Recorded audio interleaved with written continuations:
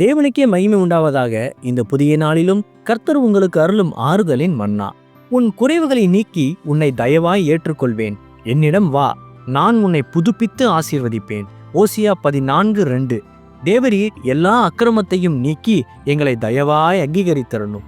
கிறிஸ்துவுக்கு பிரியமானவர்களே, அநேகர் தங்கள் கடந்த கால தவறுகளை நினைத்து கடவுள் என்னை ஏற்றுக்கொள்வாரா என்று பயப்படுகிறார்கள். ஆனால் தேவன் அக்கிரமங்களை நீக்கி நம்மை அங்கீகரிக்க காத்திருக்கிறார். கெட்ட குமாரன் தன் அக்கிரமங்களோடு திரும்பிய போது தகப்பன் அவனை வெறுக்கவில்லை. அதற்கு பதிலாக அவர் ஓடி சென்று அவனை முத்தமிட்டு ஏற்றுக்கொண்டார். அதுதான் தேவனுடைய தயவு. உங்கள் பாவங்களை அவர் மன்னிப்பது மட்டுமல்ல, உங்கள் வாழ்வை சீர்படுத்தவும் செய்கிறார். குற்ற உணர்வை உதறி தள்ளுங்கள். தேவன் உங்களை மீண்டும் உயர்த்த திட்டமிட்டுள்ளார்.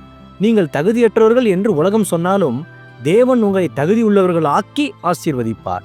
உங்கள் வாழ்க்கை செழிக்கும். கடந்த கால கரைகளை மறைத்து உங்களை மேன்மையாக நடத்துவார். விசுவாசத்தோடு அவரிடம் திரும்புங்கள். அவர் உங்களை ஏற்றுக்கொள்வார். ஆமேன். ஜெபிப்போம்.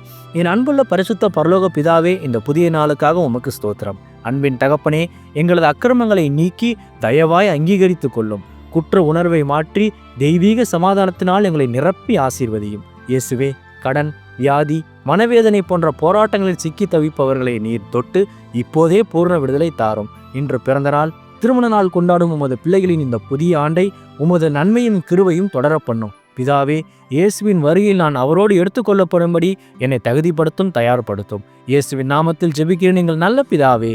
ஆமேன்.